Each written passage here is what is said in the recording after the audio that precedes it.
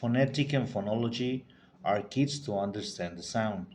Phonetic and phonology are of huge importance in a teacher's knowledge achievement.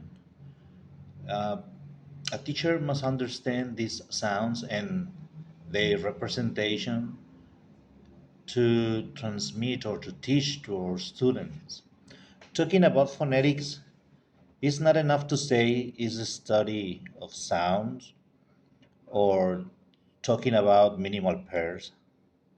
It's to talk about a chart of symbols, an international chart of symbols that represent these sounds. But more important, all knowledge, techniques, and practice to reproduce them.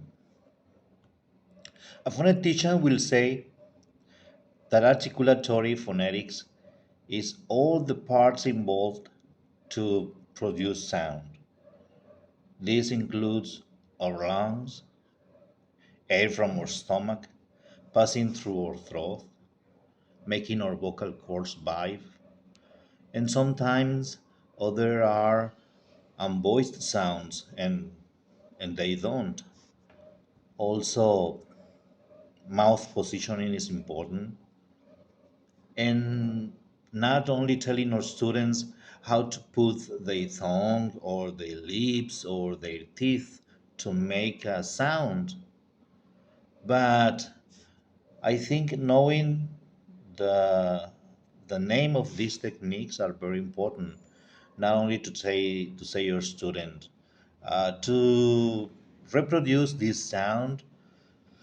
It's better if you put your tongue in the upper side of your teeth and explode a little amount of air to reproduce the sound that we want.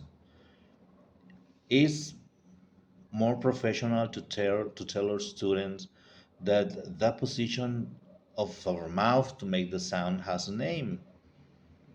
If we say to our students that uh, bilabial or a labiodental position or a dental position is required to do a specific sound, even if we explain what this name or this technique means or what to do with it, is more important for students.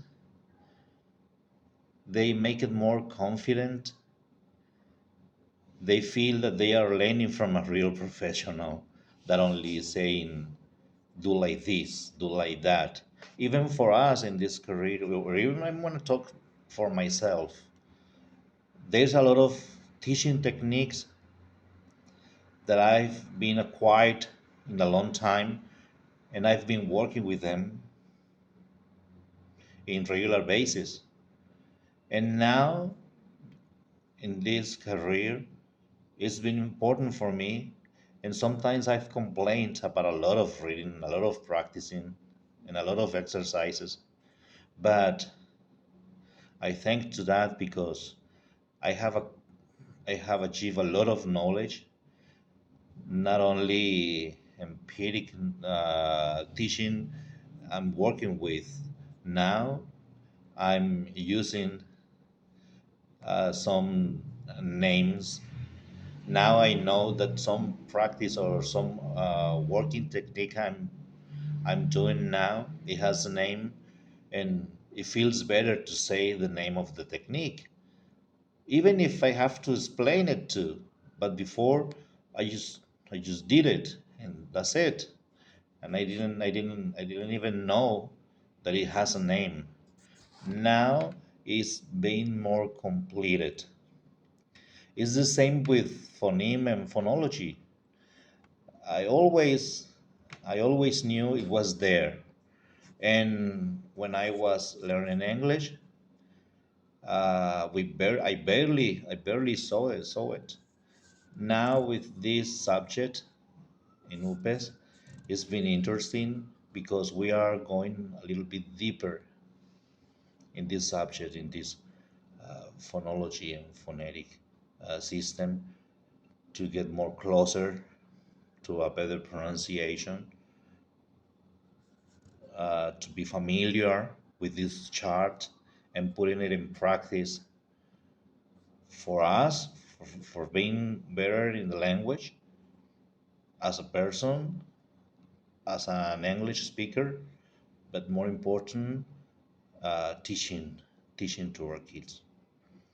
And I think I'm middle or lower level, but definitely I want to go higher, and this will help a lot. This is what we've seen this week in the first block, and it was a lot of information. And I think and I hope this next block will be more, uh, not a lot of information, but uh, going point by point, a little by little, trying to digest all this information to understand it better. Thank you, and have a good night.